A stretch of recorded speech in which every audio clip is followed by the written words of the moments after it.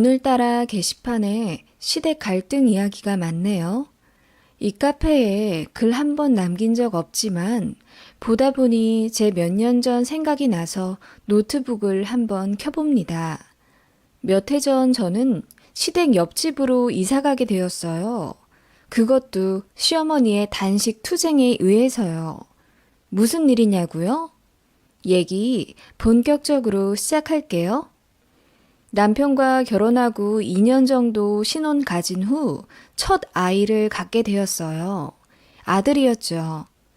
시댁에서나 친정에서나 둘 다 집안 첫 개혼에 첫 손주라 얼마나 좋아하셨는지 모릅니다. 게다가 은근히 보수적인 마인드가 있는 시댁에서는 첫 손주가 아들이라는 소식을 듣자마자 뛸 듯이 기뻐하시며 동네방네 거의 확성기를 틀다시피 하며 자랑을 하셨댔죠. 그리고 뱃속에 있는 아이에게 엄청 집착 아닌 집착을 하시더군요. 제가 먹는 거며 눕는 자세까지도 하나부터 10까지 간섭하려 하셨고, 제가 패스트푸드가 땡겨서 햄버거를 사 먹는 걸 걸리면 그날 거의 1시간은 잔소리를 들어야 했어요. 이게 왜 가능했냐면 시댁이랑 저희 집은 같은 지역에 살고 있어요. 시아버지 사업을 같이 하다가 남편이 따로 나와서 새로 업체를 차렸거든요. 남편은 광역시로 이동하고 싶었는데 시아버님이 아직 남편 손이 필요하다고 하셔서 같은 지역에서 살고 있고요. 시어머니가 운전을 하시는데 차 끌고 저희 신혼집까지 매일같이 찾아오셨어요. 차로 10분 거리거든요. 그 동네가 그 동네이다 보니 제가 장을 보다가도 시어머니를 마주치고 친구랑 만나 수다 떨고 있을 때도 갑자기 나타나실 정도로 코딱지만한 동네입니다. 어머님은 임신한 저에게 먹을 거 조심해라 늘 당부의 말씀을 하셨고 저는 내내거리며 대답만 하다가 어느 날 패스트푸드점 들어가는 걸 딱 걸린 거죠. 예, 햄버거 먹으면 태어날 아기 아토피 걸린다고 했잖아. 우리 손자 피부 때문에 고생하는 거 보고 싶어? 어머님, 저 참고 참다가 먹은 거예요. 저도 엄만데 왜 아이 생각 안 하겠어요? 너무 먹고 싶으니까 그랬죠. 못 먹는 스트레스가 더 몸에 안 좋대요, 어머님. 저도 평소에는 내내거리는 스타일이지만 아니다 싶을 때는 할 말 다 하는 성격이라 가끔씩 시어머니와 트러블이 있었습니다. 아니, 얘, 그 10달 참는 게 그렇게 어렵니? 나 때는 이런 거 하나 안 먹고 산이며 들에서 나는 좋은 것만 먹고 네 남편 낳았어. 다들 시어머니가 그러신가요? 아기 생기기 전에는 별 터치가 없으셨는데 손주 생기자마자 저에게 엄청 시짜짓 하시더라고요. 처음에는 제 생각해서 하시는 잔소리인 줄 알았는데 들어보면 볼수록 저는 뭐 그냥 손주 낳는 사람일 뿐이란 생각밖에 안 들더라고요. 그런 시어머니 때문에 어느 순간부터 당연히 스트레스 받았죠. 남편이랑도 참 사이좋은 인꼬 부부였는데 제가 시어머니 때문에 힘들어하니 크고 작게 싸우게 됐죠. 남편도 은근히 시댁 편 들더라고요. 제가 예민하다면서요. 그러다가 임신 7개월쯤 한 번 크게 싸운 적이 있었고 그날 밤 배가 심하게 뭉쳐서 응급실에 가게 됐어요. 급하게 조산 방지 처치받고 3일 입원했다 퇴원했는데 그날 남편이 엉엉 울며 반성하더라고요. 산부인과 의사가 좀 나이 많으신 여선생님이셨는데 남편을 혼냈다고 하시더군요. 남편 하나 믿고 시집 와서 아이 가진 부인인데 남편이 되어서 스트레스 줘서 되겠냐고 한 소리 하셨댔고 가뜩이나 아이 잃을까 노심초사하던 남편이라 제가 병원에 실려간 게 큰 전환점이 된 것 같더라고요. 그날 이후부터 남편은 전적으로 제 편이 되어 주었습니다. 그래서 시어머니가 연락도 없이 찾아올 때면 본인이 방패가 되어 저를 막아주었고 시댁 스트레스 안 받게 저를 잘 보호해 줬어요. 고마웠죠, 남편에게. 아이 낳고 나서도 온 힘을 다해 잘하려는 남편에게 감동해서 아직까지도 사이는 좋은 편입니다. 시어머니가 조리원 들어가는 대신 시댁에 들어와 몸조리 하라고 몇 번이나 말씀하셨지만 솔직히 너무 불편할 것 같더라고요. 그래서 거절하고 조리원 2주 예약했습니다. 그날도 전화가 와서 난리가 났었어요. 아니, 2주나 예약을 했어? 하더라도 1주면 되지. 그 정도만 조리원 있다가 우리 집 들어와라. 내가 조리 잘 해줄게. 아니, 우리 손자를 어떻게 태어나자마자 남의 손에 맡기니? 응? 어머님, 다들 전문가예요.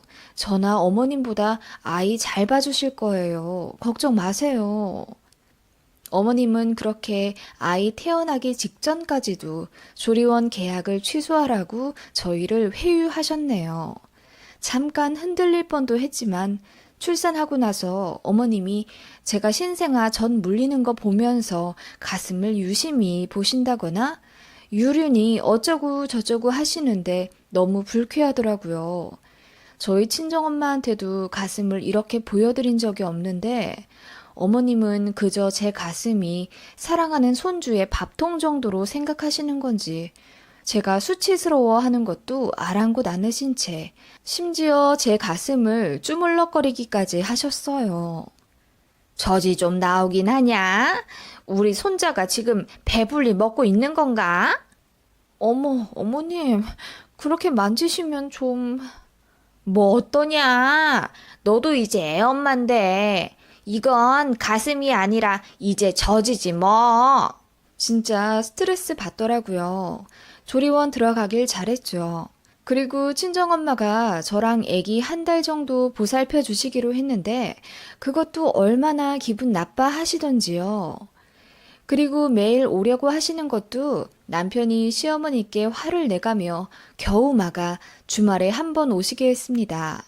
남편이 개입하기 전에는 정말 매일 오려고 하셨거든요. 그것도 밥때 맞춰서요. 친정엄마가 제 몸조리도 하시느라 바쁜데 시어머니 대접해드리는 거 보자니 제 속이 터지더라고요. 저라면 반찬을 좀 가져오거나 아님 뭐 시켜 먹자고 할 것 같은데 시어머니가 당연한 듯이 친정엄마 밥상을 받으시더라고요. 그거 보고 제가 남편한테 난리쳐서 친정엄마 조리 받을 동안 시어머니 못 오게 했습니다. 오더라도 주말에 잠깐 보실 수 있게 하라고요. 뭐 이런 크고 작은 일들이 많았습니다. 당연히 은근한 고부 갈등이 있었죠. 그나마 남편이 맞고 저도 할 말 다 하면서 약간의 거리를 두려고는 했지만 쉽지 않더라고요. 가까이 사는데 연을 끊고 살 수는 없는 노릇이었고요. 아무튼 이런 상황에서 아이는 무럭무럭 돌까지 자라났습니다. 첫 아이니 저희 부부에게도 얼마나 보석 같은 존재였겠어요.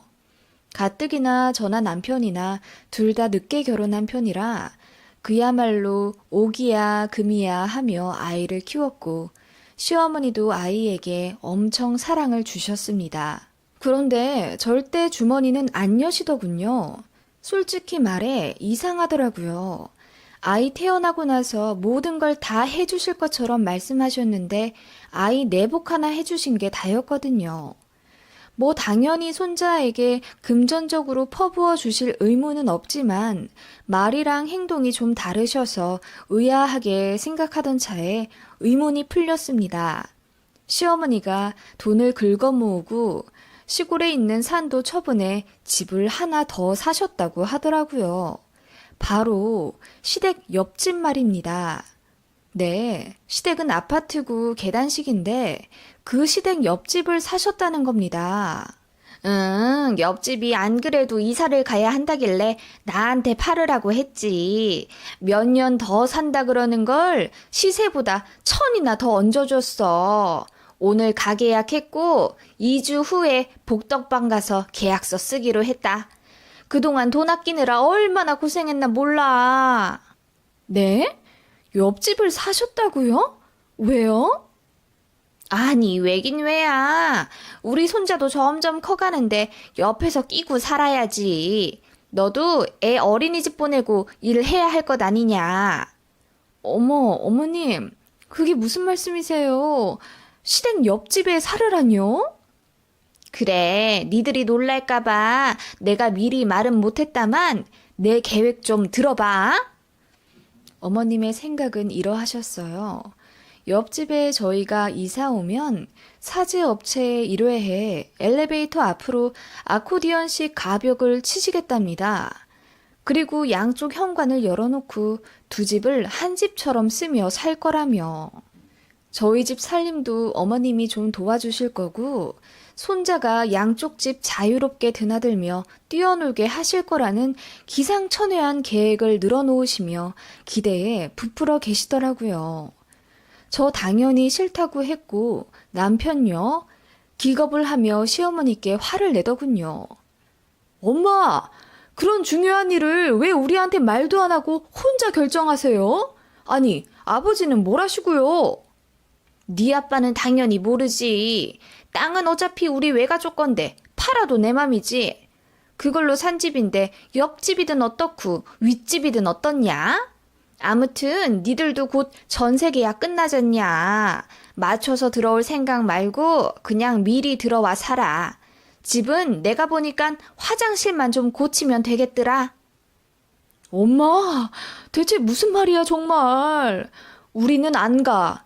이쪽에서 내년에 어린이집 보낼 생각도 하고 있는데 엄마 혼자 무슨 김칫국 혼자 마시고 계셔. 빨리 취소해. 그 계약 말이야. 우리는 안 들어갈 테니까. 니들도 어차피 그 집 줬다면서. 니들 돈 쓰지 말고 여기 들어와 살으래도. 이런 부모가 어딨어. 고마운 줄도 모르고. 시어머니가 성을 내시며 호통치셨고 저희는 몇 마디 더 나누며 언성 높이다가 그냥 집에 와버렸습니다. 시어머니는 계속 전화며 카톡으로 어서 짐 싸서 옆집으로 들어오라고 성하셨고요. 손자 빨리 보고 싶으니까 어서 오라고 얼마나 막무가내이시던지. 지금 글 쓰면서도 그때가 생각나서 몸서리가 쳐지네요. 아무튼 그렇게 시어머니는 혼자 난리치시다가 시아버지도 사실을 알게 되시며 부부싸움을 하신 것 같더라고요. 독단적인 집 계약으로 시아버지도 화가 많이 나셨대요. 아무튼 그런 상황이었고 저는 스트레스로 인해서 온몸에 발진이 일어나 병원에 입원도 할 정도였습니다. 친정에서도 당연히 난리가 났었죠. 그때 정말 생각도 하기 싫네요. 인자하신 친정아빠가 극대노하셔서 제 남편에게 중간 자리 똑바로 있으라고 화를 내실 정도였죠. 저희는 곧 전세 계약이 끝나가서 다른 집을 알아봐야 하는 상황이었고 저나 남편이나 시댁 옆집으로는 죽어도 들어가기 싫다는 게 저희 입장이었기에 시댁에 다시 한번 말씀을 드렸어요. 다른 동네로 이사 갈 거라고. 사실 저희 진짜 계획이었거든요. 받은 동네가 있었고 마침 친정에서도 금전적으로 도움을 주시겠다고 하셔서 무리하더라도 타 동네로 매매해서 갈 생각이었어요. 그런데 시어머니가 이렇게 떡하니 집을 사놓으실 줄은 몰랐죠. 아무튼 저희 계획을 단호하게 말씀드리니 시어머니가 뒤집어지시더군요. 그러면 사놓은 집은 어떡하냐면서 어떻게 이렇게 피도 눈물도 없이 나올 수 있냐며 그야말로 엉엉 우시더군요. 어르신이 그렇게 대성통곡하는 모습을 처음 봐서 저희도 멘붕이었습니다. 어머님은 저희 꼴도 보기 싫다며 나가라고 하셨고 그냥 죽어야겠다 하시더군요. 그날 이후로 어머님은 죽 한 모금 들이키지 않으셨어요. 웬만하면 저희 편도 그렇다고 어머님 편도 안 드는 중립이셨던 시아버지가 말씀하시더군요. 시어머니가 3일째 밥을 안 먹고 계시다며 그나마 물 한 잔 겨우 먹는 게 다고 내내 누워 계시는데 저러다 큰일 날 것 같다며 저희더러 좀 숙이고 들어오면 안 되냐고 어렵사리 말씀하시더군요. 모른 척 하려다가 그냥 남편 데리고 시댁에 가봤습니다. 그랬더니 정말 초췌한 몰골로 누워 계신 시어머니가 계셨어요. 그거 보니 참 마음이 그렇더군요. 남편이 처음에는 큰 소리 쳐가며 이러면 엄마만 손해지 왜 이러고 있냐고 그러더니 그래도 자식이니 마음 약해지는 게 눈에 보이더군요. 저도 진짜 화는 났지만 에라 모르겠다 하는 심정으로 옆집 이사 오겠다고 했습니다. 그랬더니 대번 자리에서 박차고 일어나시며 얼굴에 화색이 도는 시어머니셨습니다. 정말 이사 올 거냐며 재차 물으시길래 제가 말했죠. 어머님, 근데 어머님이 많이 힘드실 수 있어요. 그건 아셔야 해요. 힘들어 봤자지. 우리 손주만 매일 볼 수 있다면 나는 괜찮아. 그렇게 저희는 시댁 옆집으로 들어가게 되었습니다. 시어머니가 말씀하신 엘리베이터 앞 가벽은 관리사무소의 제지로 못하게 되었고 대신 시어머니는 저희 집 비번을 공유하여 제 집 드나들듯 왕래하게 되었죠.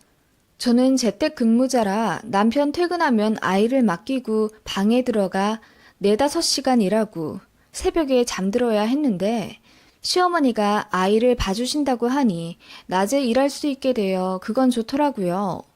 그래서 시어머니께 아이를 맡겼습니다. 어머님도 그러라고 하셨거든요. 제가 방에 틀어박혀 일하고 있으면 시어머니가 아이랑 저희 집에서 노시다가 또 시댁으로도 건너가시더군요. 저희 집에 있을 땐 제가 밥을 차려드렸는데 어느 날부터는 저도 일이 너무 많아져 제 끼니도 챙길 수 없게 되었습니다. 그러다 보니 자연스럽게 시어머니가 제 점심도 맡아 해주시게 되셨고 저희 아들 우유랑 이유식까지 다 하게 되셨어요. 솔직히 제가 해도 되긴 하는데 어머님이 하겠다고 하셨죠. 그렇게 된 결과 저희 집 살림살이도 시어머님이 속속들이 보시며 잔소리를 엄청 하셨어요. 얘, 설거지를 한 거니 만 거니? 그냥 물에 헹구기만 한 거야? 얼룩이 왜 이렇게 져 있어? 한 번씩 탁탁 털고 널어 놓으래도? 아, 네. 저희는 얼룩 신경 안 써서요. 그것도 그렇고 냉장고에 분류 좀 제대로 하랬지. 된장이 왜 오른쪽에 와 있냐? 된장은 여기, 마요네즈는 저기. 시애미가 해주는 대로 좀 해놔. 아, 네, 어머님. 어머님은 그렇게 저희 집 살림도 어머님 입맛대로 다 바꿔놓으셨고 남편 없을 때 저에게 엄청 윽박지르셨습니다. 예상은 했지만 스트레스 엄청 나더군요. 남편이랑도 상의해서 시어머니 저러지 좀 못하게 막으라고 했지만 어머님은 저희가 새들어 사는 주제에 말이 많다는 식으로 제대로 된 말 한마디 못하게 하셨습니다. 그렇게 몇 달 살다 보니 화가 나면서 또 은근히 악이 생기더라고요. 이제 될 대로 되라는 심정이 됐고 이제 아이가 할머니를 너무 좋아하니 저도 어쩔 도리가 없더군요. 시어머니의 막말은 날이 갈수록 심해졌습니다. 이걸 어떻게 해야 하나 싶다가 불현듯 스트레스 받으며 살 바에는 몸이라도 편하게 살자는 생각이 들었어요. 그때부터 집을 안 치웠습니다. 어차피 저희가 대청소해도 시어머니가 이게 집안 꼴이냐며 어머님 입맛대로 저희 집을 다시 다 정리하셨거든요. 화장실도 저희가 락스까지 다 해서 청소해도 마음에 안 든다시며 다시 시키시곤 했는데 어차피 그럴 거 이제 아예 손을 놓자는 마인드가 됐어요. 시어머니는 아침에 저희 집에 오시면 이제 깜짝 놀라시더군요. 집이 정말 돼지우리 같아서요. 네, 어머님 오셨어요? 아니, 집안 꼴이 이게 뭐냐? 네, 우준이가 다 어질러 놨네요. 저나 남편이나 피곤해서 못 치웠어요. 으이그, 그래도 애 있는 집인데 좀 깨끗해야지. 어머님이 좀 치워주실래요? 저는 일하러 들어가 봐야 해서요. 뭐? 그래, 알겠다. 제가 대놓고 어머님께 청소를 부탁드리니 어머님이 당황하시더군요. 그런 식으로 청소며 빨래, 밥이랑 아이 육아까지 어머님께 그냥 대놓고 부탁드렸습니다. 어머님이 싫다는 기색을 보이시면 제가 이 집 괜히 이사 와서 어머님 힘들게 하나 봐요. 라고 말했고 어머님은 아니라고 하시며 자처해서 두 집 살림을 하셨습니다. 잔소리며 간섭은 2배가 되었지만 진짜 몸은 편하더라고요. 제 일도 늘어나서 월 수입도 3배는 되었고요. 아이 봐주시는 것 때문에 저희가 어머님께 월 얼마씩 돈을 드렸는데 제 수입이 늘어나서 어머님께 드리던 돈도 더 많이 얹어드렸습니다. 어머님은 그렇게 저희가 드리는 돈으로 2집 살림에 황혼 육아까지 하게 되셨고요. 그렇게 아이가 2돌쯤 되었을 때 제가 이제 아이 어린이집 보낼 거라고 말씀드리니 어머님께서 안도의 한숨을 쉬시더군요. 많이 힘드셨나 보더라고요. 처음에는 큰 소리치며 매일 봐줘도 모자란다고 하던 눈에 넣어도 안 아플 손자가 이제 활동량도 늘어나고 저희 집까지 자처해서 봐주시다 보니 체력이 고갈되어 힘드신 겁니다. 그래도 오라고 큰 소리 쳤던 자존심이 있어 그러신지 말 한마디 안 하셨는데 아이 2돌 될 때쯤부터 은근히 저희 집에 찾아오시는 횟수가 줄어드셨습니다. 그 사이 저는 아이를 어린이집에 등록했고 어머님이 아이를 등원시켜주면 제가 하원시키는 스케줄로 몇 달 지냈어요. 그러던 어느 날 어머님이 저희 둘 모두를 호출하셨어요.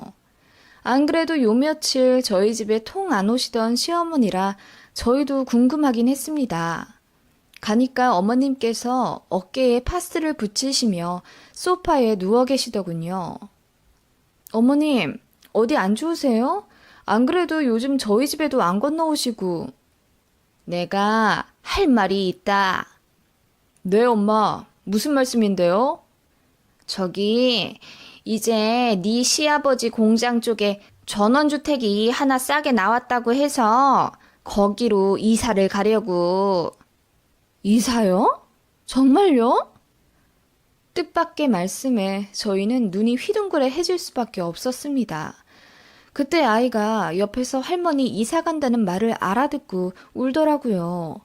그러면서 같이 가고 싶다고 울고 불고 난리였습니다. 저는 솔직히 알겠더라고요.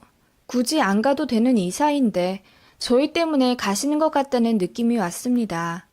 죄송하기도 하면서 이러실 거면 왜 단식 투쟁까지 해가면서 저희를 오라고 하셨는지 모르겠더라고요. 속 없는 남편이 그럼 우리도 따라갈까? 우리 애가 엄마 없이는 이제 못 사는 것 같던데 하니까 시어머니가 얼굴이 하얗게 질리며 손사래를 치시는 겁니다. 거기 시골에 무슨 4살짜리 애가 오냐? 거기는 어린이집 차도 안 댕겨. 내가 알아봤어. 애들 살 곳이 못 돼. 니들은 여기 계속 살아라. 내가 그동안 애 보면서 받은 돈도 있고 전세 받는 셈 칠 테니까. 어머님이 그러시더군요. 저희가 혹여라도 따라올까봐 겁나셨는지 계속 여기 살으라고 신신당부하시면서요. 그렇게 시댁은 저희랑 반합가한 지 2년 반 되어 이사 가셨습니다. 시어머니는 이제 저희가 일주일에 한 번 가는 것도 버겁다고 하시며 한 달에 한 번 와도 되니까 저희 생활하라고 하시더군요. 그렇게 저희랑 가까이 살며 매일 보고 싶다 하시더니 정말 그렇게 되니 힘드신가 봐요. 저희는 솔직히 이사 와서 시어머니 도움받고 저는 저대로 일이 승승장구해서 돈 많이 벌었고 남편도 아이도 편했거든요. 그런데 저희만 좋았나 봅니다. 아무튼 시댁이 이사 가고 난 이후 저희는 저희대로 적응 다시 잘해서 아이 어린이집 잘 다니고 있고 저도 일은 줄었지만 수입은 유지해가며 잘 지내고 있어요. 시어머니의 매일같이 퍼붓던 잔소리에서도 탈출했고 손자에 대한 집착도 많이 줄어들어서 저도 피곤하지 않은 고부관계를 유지하며 살고 있습니다. 역시 어느 정도 거리가 있어야 서로 관계도 좋아지는 법 같네요. 지금 이렇게 쓰고 보니 웃음이 나는데 차마 글로 밝히지 못할 더 많은 일들이 많았고, 저도 스트레스 진짜 많았습니다. 지난 일이니 이렇게 말하는 거죠. 당사자였던 저는 지옥이었거든요. 아무튼 지금은 다들 각자의 자리에서 잘 지내고 있답니다. 시어머니도 이사 가셔서 작은 텃밭 가꾸시고 이웃분들과 여유롭게 사시는 것 같더라고요. 어머님은 아마도 아이 다 클 때까지 저희 뒤치다꺼리와 황혼 육아에서 벗어나지 못할 거라고 생각하셨나 봐요. 이제는 저희로부터 탈출하셔서 자유로워지신 느낌입니다. 저도 자유로워져서 행복하네요.